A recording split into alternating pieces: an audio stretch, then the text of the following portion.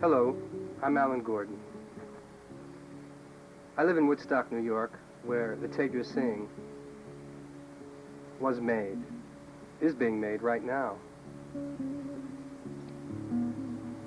You're about to see a little bit about a human being who's a very special human being. Her name is Sarah Needham. And because of the unusual quality of her life, a little word about how this thing came into being, I feel, is forthcoming. I live and work here in Woodstock with publications, book design, things of that sort. One day I got a telephone call from Sarah, who I only knew peripherally. I had met her once or twice. And she told me that she wanted to use some sort of a medium, either a book or a movie or something, to get her message out to people. And she thought that she should call me, and perhaps I had some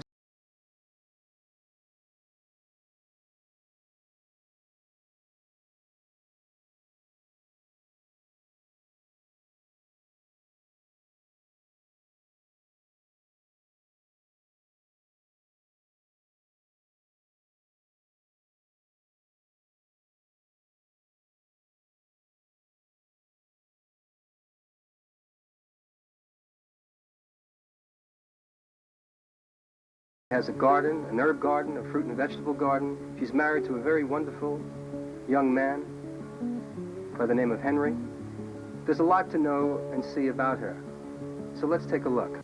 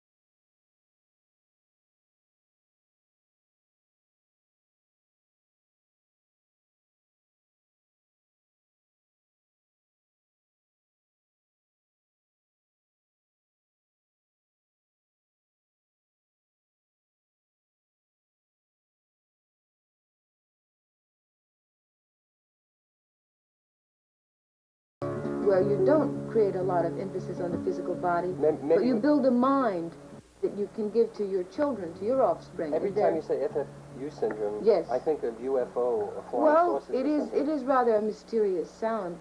Perhaps what does it stand for? Femur, fibula, and ulna. These are bones in the body, and these bones are the bones that have mutated, have simply decided they would not be, leaving the rest of the body totally perfect. And the mind, like I was telling you last week about the mind is higher than normal, and the children of the FFU have very high IQs also. And it's a very important syndrome. It's very, very necessary, very natural. We spoke with Dr. James McNash, an MD and radiologist from Atlanta, Georgia. He's been closely associated with Sarah. Synapse on the circumstances that yeah, I heard about Sarah through another patient about 18 months ago. I came up to visit Sarah, and she showed me all her artwork and her sculpture, and I enjoyed it so much that I bought quite a bit because I collect artwork from other handicapped artists, and I have a great interest in helping handicapped people because I've been interested in congenital amputees as a research project for about 17 years now, since I was in medical school. FFU is short for femur fibula ulna syndrome, and almost all pathologists like to shorten these various syndromes so that other doctors can remember them. And FFU happens to be the... well, isn't there a simplified explanation of the word Femur fibula ulna syndrome. People who have this particular syndrome have defective ulnas. They have, or that's the small bone in the forearm. Right. They have defective femurs, which is the large bone in the upper leg, or they have defective or absent fibulas, which is a small bone in the lower leg. They can have complete absence of these bones. They can have shortening of these bones, or they can have these bones can simply be defective in any of an infinite varieties of ways.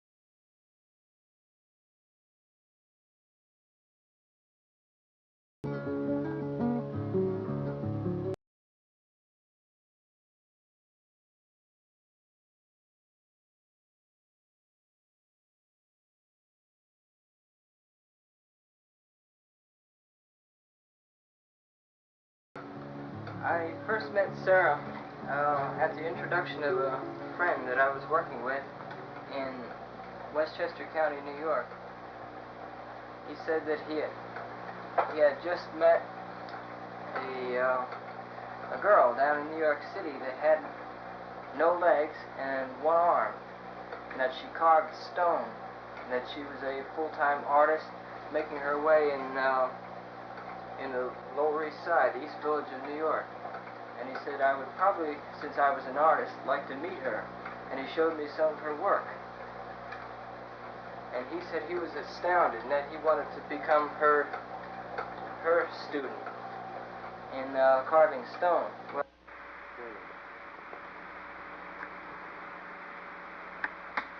Sandstone, by the way. I said, I'd like to meet her too, Ron. When do you suppose we can do that? And that weekend we went to Manhattan. We drove down and we visited her at her studio. We knocked on the door and we went in, and she was sitting beneath a stone of hers, and the stone must have weighed 2,000 pounds. It was large as a refrigerator. And it was birch marble, and it was about the largest piece of sculpture and process that I had seen up to that point. I'd seen sculptures carved larger, and I thought, what an astounding feat to try and do for a person with 2 arms and 2 legs. But here is this young lady, this beautiful young lady, carving this, and she had just 1 arm. And she showed me how she did it, because I didn't know. She had an artificial arm, which she put on over her right arm and carved the stone with, I believe, a 5-pound mallet. And she could, she had carved other stones. She was working in wood. She was drawing and painting, and she was carving this marble. And I had seen some of her work previously, and I was very, very impressed. It was very, very fantastic work. To use just a term that comes to mind readily, fantastic, because it dealt with subjects of both natural and supernatural forms. And it was very, very, very beautiful. Very beautiful.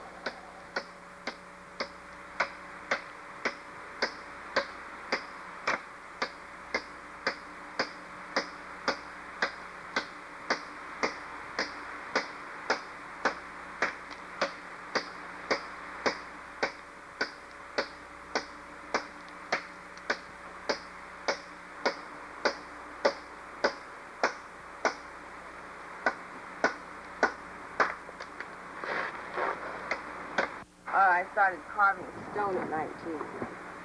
Is that arm made specially for that purpose? Well, Henry and I remade it. You made it? Well, we remade it. It was made, and then Henry and I remade it.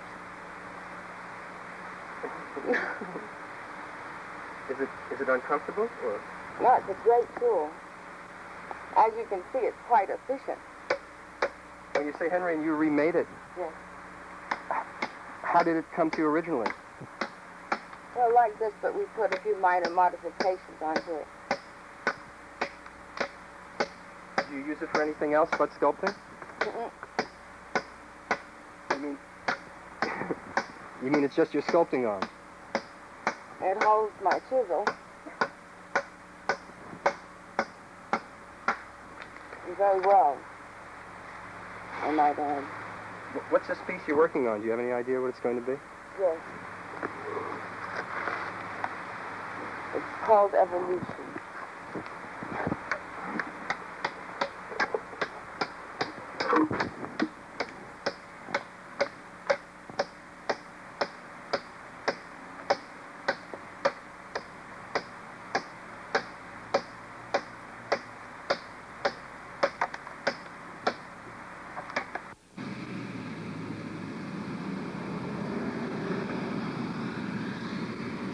It's an Italian limestone.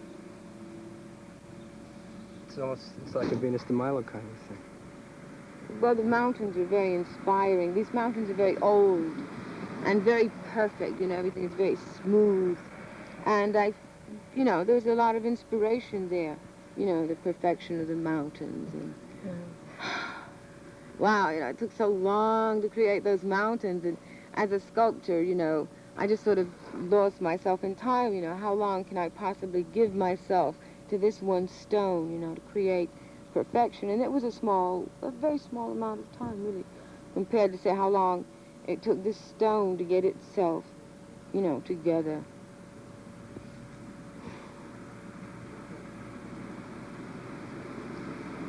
It has very nice balance.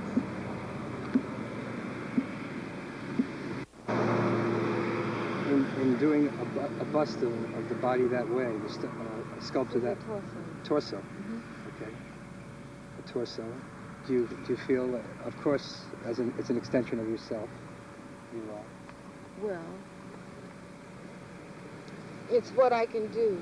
It's my creative expression as a sculptor. That's my, one of my capabilities. You feel that it's your own body? No. No? No, it's just, it's limestone, it's a whole different substance. It's a substance that I created, I worked with. I didn't create the substance, but I created the form, But what I mean to say, you understand what I mean when I say is that your body, are you depicting your own physical form through this? Somewhat so. I was much thinner then, I suppose. I hope it encourages every individual to do their own thing, to realize that it's a matter of mind. Because I started carving, I just grabbed up a hammer out of the painting studio, it was a desire to carve stone. I needed that stillness, and I needed to be away from all the color and intensity. And I carved for how many years? Just years and years before I got back into painting. Because painting is a very heavy media, too, And it's good to have many media, as an artist. I find it good. Because one kind of relaxes you, another one kind of stimulates you, another one kind of, holds you together, Do you have any advice for people who let's say, recently have become disabled in any way, or they're in terms of taking up an art or pursuing an art form? I think that would be something. Art usually is something that pursues the individual. You know what I mean? Yes. It has always pursued me. I was going to become a psychologist. And I'm an artist. There's really nothing much you can do about it.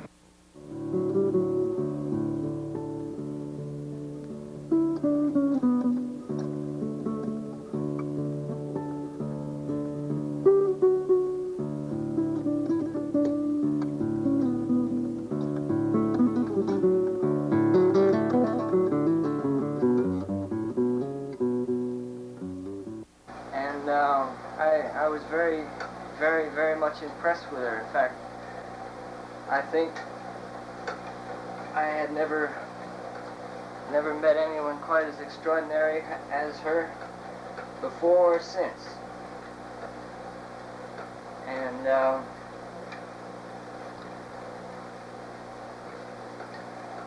the most powerful feelings that I had ever had toward any one person I had towards her. I believe I fell in love with her upon first sight.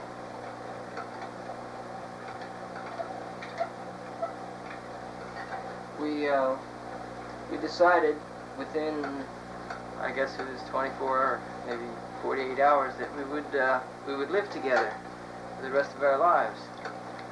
Or at least we established contact of a very, very permanent, very real nature. Sarah's a very, very wonderful, unusual person. This was the day that Sarah received a set of new artificial legs from the local vocational rehabilitation center.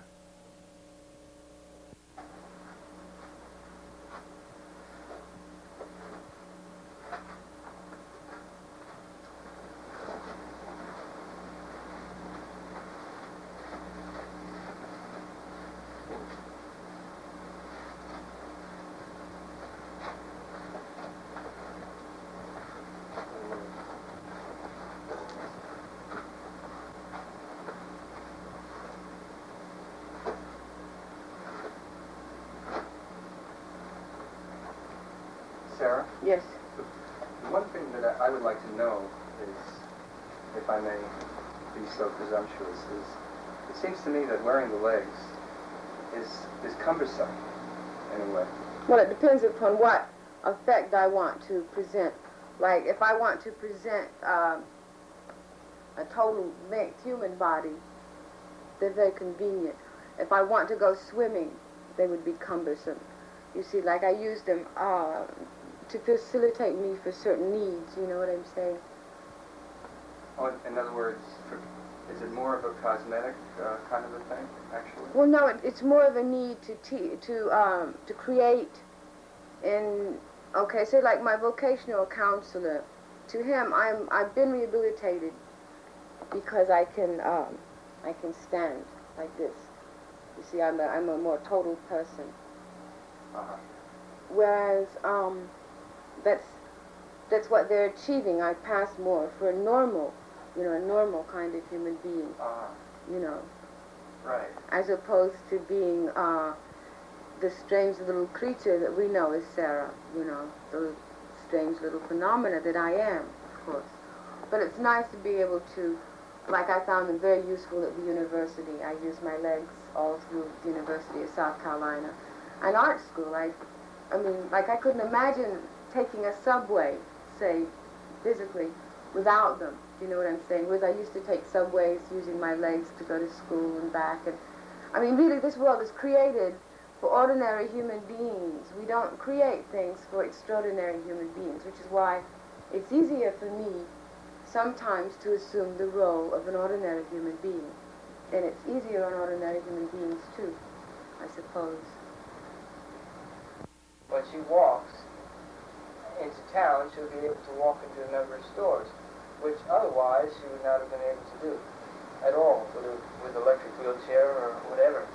She'll have greater mobility to go from one place to another, and be a far more active person. How I feel about them is that it is a very, it has both good aspects and it has some limiting ones, but I think overall I feel very good about them. They're very, very well put together. They're very, very finely crafted, and I think for the first time we'll have been able to walk together, hand in hand, shall we say, up the street, which heretofore we hadn't been able to do. Right.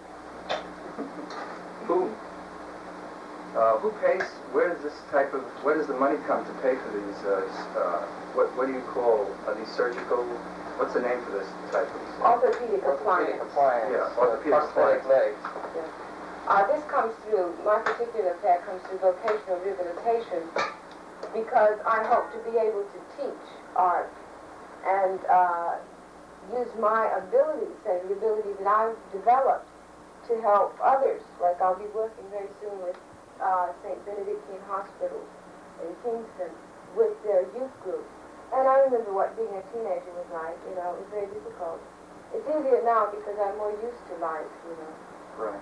But then it was very difficult, and I think I'll be of some help, you know, certainly will try to be. Yes, but she's had an offer of a job teaching at a creative school here in Woodstock, and this offer would not have otherwise come about had she not had the legs, the prosthetic legs.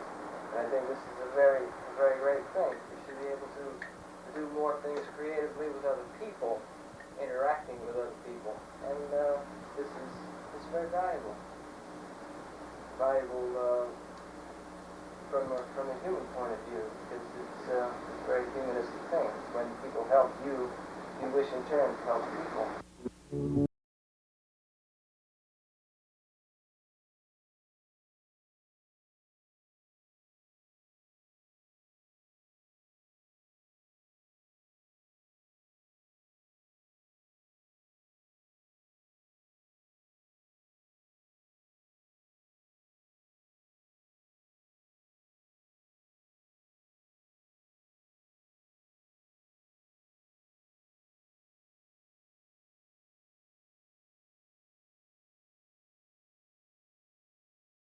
People with the femur fibula ulna syndrome are mysteriously more intelligent than average, and they are also always successful sooner or later. Whether this is because When we say successful, we mean at whatever they endeavor to pursue. that is correct. There is a very large number of PhDs among people that I have met with the femur fibula ulna syndrome, and I would say that they are much more successful than would be anticipated. Were you to have children, would your children be born as FFU? No, they would just have a higher IQ according to Jim's findings. The children of the FFU syndrome have higher IQs generally.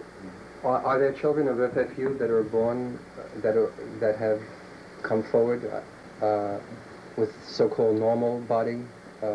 All people that I know, which is approximately 100, 150, all of them have had normal children. In the sense that they have never had a limb deficiency of any sort. And for some reason, these children, I term them super babies. They walk more earlier. They seem to talk earlier. They do more things for themselves earlier. They're very precocious. And of course, whether this is due to the limb deficiency of the mother and the child just adapts, or the child is born more intelligent and more precocious, is impossible to really say. It's possibly a combination of both.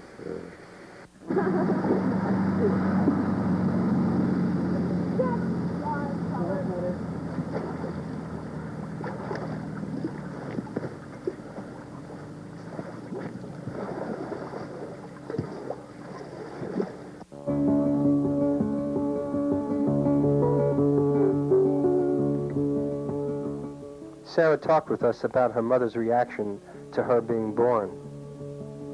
Then the doctors came in and finally told her about my physical body. And my mother said that as soon as she was left alone, her first thought was to commit suicide. And as she was heading out, to jump out the window, she ran into a Bible. And she read these words of this very old Hebrew philosopher. And he said that Solomon, she picked up Solomon. And he's a very wise dude. I always enjoyed Solomon because I feel like he saved my mother's life. And she picked up the words that for all things there's a purpose and a reason for all beings. And she said, well, through my lack of faith and through my ignorance, I would do my life in, but I should live just to answer that question, just to find, the meaning of why this strange creature has come into my care. She's a very spiritual That was your woman. mother's attitude? Yes. Did you have any brothers and sisters? I have an older sister and a younger sister. Well, the thing that I guess generally what most people feel is that if they ever had a child, I've heard people say that if they had a child like that they would kill the child. That's ignorance again. Or they would leave it. It's ignorance. It's that, like my mother, she could have had a reaction of jumping out the window and destroying her life. That would have been, as she saw it, ignorance. Where to her, wisdom would have been, as Solomon put it, to understand the meaning and the purpose of things. But more than that, just to accept the fact that there is significance, there is meaning, there is purpose. There's a reason why the water is flowing past this house, And that, I think my parents have always inspired within myself to try to understand myself. My father always said, 2 things you should do. First, know yourself, know who you are, and always try to be true to it, like to try and have a true reflection of yourself, within yourself. And I think they were very good teachers. Sarah and Henry were telling us about this little boy that they met while they were at the veterinarian. He saw her and said, "You don't have a body." This is what happened. Your body fell off? Yeah, you don't have a body. And I explained to him, that I do have a body, but, if he lived long enough, he'd run into people even stranger than I, to prepare himself for it. But, it would help so much, like if this were televised, so that kids like that would be familiar with strange people, and the encounter wouldn't be so traumatic.